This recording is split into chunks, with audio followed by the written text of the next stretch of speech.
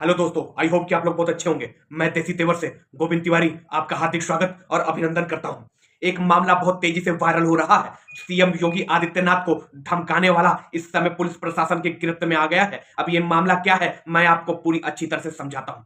ये मामला यह है कि कुछ दिन पहले सीएम योगी आदित्यनाथ के कार्यालय पे एक मैसेज आया था और धमकी भरा फोन भी आया था। मैं योगी आदित्यनाथ को जान से मरवा दूंगा, जान से मार दूंगा, ऐसे धमकी आई थी। फिलहाल तो कार्यालय पे उनके जितने कार्यकर्ता थे, पदाधिकारी थे, इसको किसी से मजाक समझ के इग्नोर कर दिया। पर ये एक बार फिर ऐसा हुआ कि एक मैसेज वो कार्यालय फोन पे आया और फोन पे मैसेज आने के बाद फिर कार्यालय ने जितने पदाधिकारी थे वो तुरंत योगी आदित्यनाथ को ये चीज बताया। तो योगी आदित्यनाथ ने कहा कि सब धमकी भरा मैसेज कर दे, इतनी हिम्मत किसकी हो गई है। पर योगी आदित्यनाथ थोड़ी देर बाद सोच के उन्होंने बोला कि हम पद पे मैं बैठा हूं, कोई मेरे साथ ऐसा मजाक भी तो नहीं कर सकता। इसके बाद वहां के जो डीएम है, जो सर्किल डीएम है लखनऊ के, उनको बुलाया गया, उनको मीटिंग हुई। मीटिंग होने के बाद योगी आदित्यनाथ ने उनसे कहा कि ऐसा है कि इनको ऐसी ऐसी चीजें आ रही हैं, धमकी भरे मैसेज आ रहे हैं, कॉल आ रहे हैं, इस पे तुरंत जांच करिए और जांच करने के बाद इसको जल्दी से जल्दी बताइए कि ये किसकी हिमाकत है।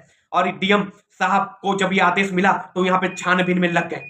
छानबीन चलता रहा 2 महीने, 3 महीने, 4 महीने, पर कोई छानबीन ऐसा कोई इस पे सबूत नहीं आया, क्योंकि वो जो सिम था वो रॉन्ग नंबर से आया हुआ था, वो किसी और के नाम से फर्जी सिम लिया गया था। जांच और तेजी से बढ़ा दी गई। बढ़ाने के बाद पता चला कि आखिर ये जो सिम है किसके नाम से और कहां से अलर्ट हुआ है। जब पता चला तो ये सिम जो है नोएडा से अलर्ट हुआ था। फिर नोएडा जहां से सिम हुआ, डीएम साहब वहां पहुंचे। अब पहुंचने के बाद वहां पे तहकीकात की गई। तहकीकात करने के बाद जब वहां पे दुकानदार को पकड़ा गया और पकड़ने के बाद उनको थोड़ा टॉर्चर किया गया, तो उन्होंने कहा कि फर्जी सिम मैंने बांटी है। तो सीएम साहब ने तुरंत कहा कि कहां कहां पे फर्जी सिम तुमने बांटी है।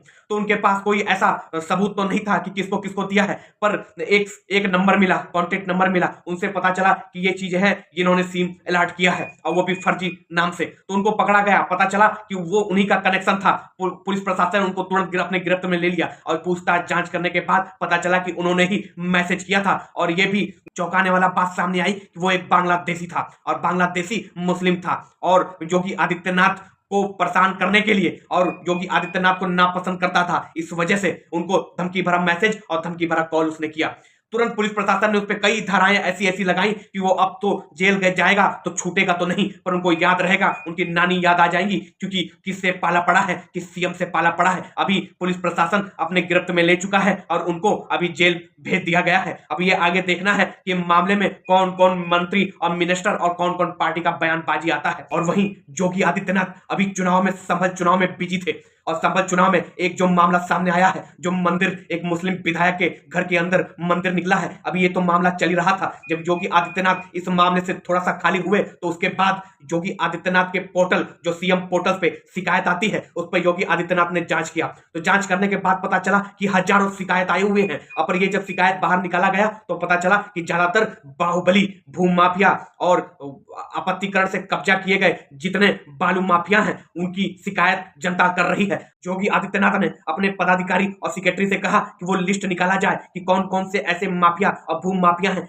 अभी भी यूपी में पनप रहे हैं, अभी जनता के ऊपर कहर ढा रहे हैं। ऐसे माफियों को लिस्ट दिया जाए। तो उनके जो असिस्टेंट हैं और पदाधिकारी हैं कार्यालय के, वहां तुरंत उनको 17 नाम नोट करवा के दिया गया। उनमें से जितना भी भू माफिया, बालू माफिया और जितना राजनीतिक दल के लोकल गुंडे भी उसमें मौजूद दिखाई दिए। योगी आदित्यनाथ ने कहा कि इनको सबक सिखाना बहुत ज्यादा जरूरी है, क्योंकि अगर इनको सबक नहीं सिखाया गया तो ये आगे चल के और उत्पात मचाएंगे। और तुरंत एसटीएफ के पदाधिकारी को मीटिंग के लिए सीएम योगी आदित्यनाथ ने बुलाया और बुलाने के बाद एसटीएफ पदाधिकारी को सख्त आदेश दिया कि ये जितने नाम आपको मिले हैं, लिस्ट मिला है, इसको सारी जांच हो, पड़ताल हो, ये किस किस अपराध में विलिप्त हैं और कौन कौन से अपराध कर चुके हैं, इसकी जांच हो। और जांच होने के बाद एसटीएफ को यह भी निर्देश दिया है कि वो अपने तरीके से काम करें, उनको पूरी खुली छूट दी जाती है। पर 1 महीने के अंदर अंदर ये मुझे जितने भी 17 डाकुओं और माफियाओं के नाम हैं, ये मुझे यूपी में नहीं दिखने चाहिए। अगर एक भी दिख गया तो मैं आपकी खैर नहीं, एसटीएफ के जितने पदाधिकारी हैं उनको मैं सस्पेंड कर दूंगा। इसको देखते हुए एसटीएफ के जो पदाधिकारी हैं वो तिल मिला गए और हरकत में आके और तुरंत भी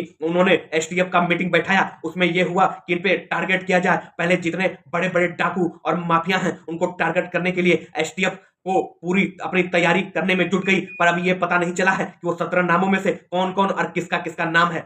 ऐसे ही वीडियो को देखने के लिए चैनल को लाइक करें, शेयर करें, सब्सक्राइब करें। मैं मिलता हूं अगले ब्लॉग में, तब तक के लिए जय हिंद, जय भारत।